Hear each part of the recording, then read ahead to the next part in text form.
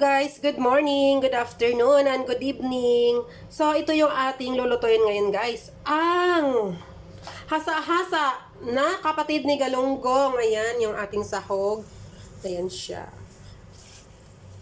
Kangkong. Magsisigang po tayo ng kangkong with hasa-hasa. So thank you for watching guys. This is my love lifestyle. Nagluluto sa Kuwait. Ito yung ating off day, kaya dito tayo, magluluto tayo ngayon. So, tararan! Wait guys ha. Thank you. Bye. Have a good time. Happy life everyone. So guys, ito yung ating panigang original na sinigang sa sampalok mix.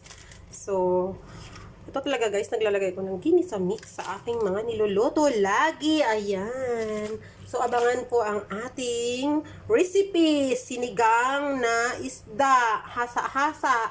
Hindi ko siya kilala guys. Kapatid to ng Galunggong. Ayan. So, pasensyahan nyo na si My Loves guys kasi kapatid yan ng Galunggong. Wala po ritong Galunggong kaya ayan. Tatlo, I love me. Yan, I love me guys. So, thank you for watching. This is My Loves Lifestyle. Nag-uulat sa inyong lahat guys. Ang aking pahinga ay pagluluto. So, happy life lang always. Ito yung sekreto ng mga gorangis. Ngumiti para walang wrinkles. Hi! O, diba guys? Galit ako sa life kasi my period come for today. Maniwala kayo guys, my period ay dumating sa edad na 52.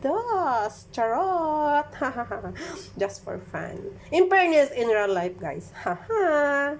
Bye guys. Happy. O diba? Natatawa kayo? 52 years old, dumating ang kanyang period. Haha. Kaya ako'y magluluto ng sinigang. Ayan na guys. Don't forget to subscribe my channel and my FB page. My Loves Lifestyle and My Loves Vlog. Bye! Char! Tayo mag-start ng ating pagluluto. Ito po yung ating mga sangkap. Mayroon po akong sili at mayroon po akong hiniwang kamatis. Mayroon po tayong luya at mayroon po tayong bawang at mayroon po tayong sibuyas. Ayan, naka-hide. At ayun ang ating mga magaganda at gwapang isda. At ito na po sila ang ating mga sangkap guys. So, abangan ang susunod na kabanata sa buhay ng sinigang na Galunggong. Kapatid ni Hasa-Hasa. Ayan. Thank you for watching guys. Ayan na guys. Nagpapakulo po tayo ng tubig. Ayan. So ayan na guys. Lalagay ko yung ginisa mix. Ayan. Huwag na kayong magtanong kung bakit ginisa mix ang nilalagay ko. Ayan. Kasi ano yan, kasama sa pagmamahal yan. Diba? Ginisa mix ang inahalo ko. At hindi po magic sarap.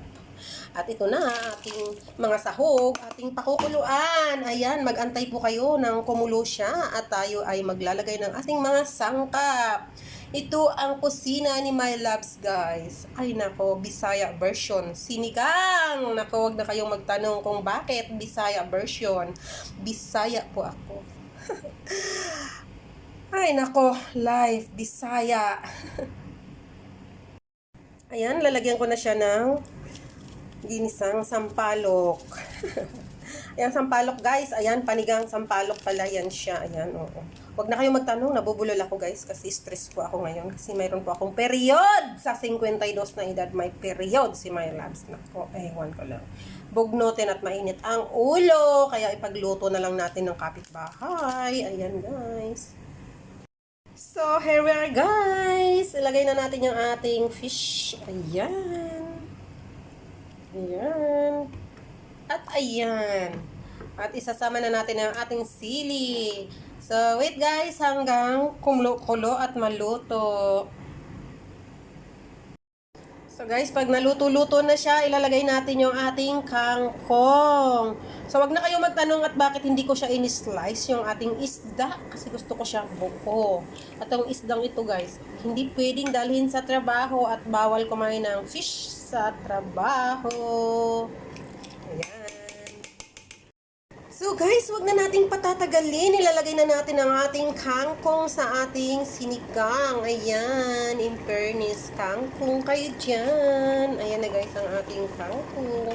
Nilagay na ni My Loves. Ayan. So thank you for watching guys. This is My Loves Lifestyle. Nagpapaalam at nag-uulat sa inyo dito sa Kuwait. Ito lang po ang aming buhay sa Kuwait guys. Ang libangan, magluto ng makakain. Bye! Happy life! Love you guys! Thank you for watching! So, ayan na siya guys. Finally, kumukulo-kulo at naluto na yung ating sinigang. Nako, sinigang kayo dyan. Nasaan na kaya yung isda natin na missing ang ating fish?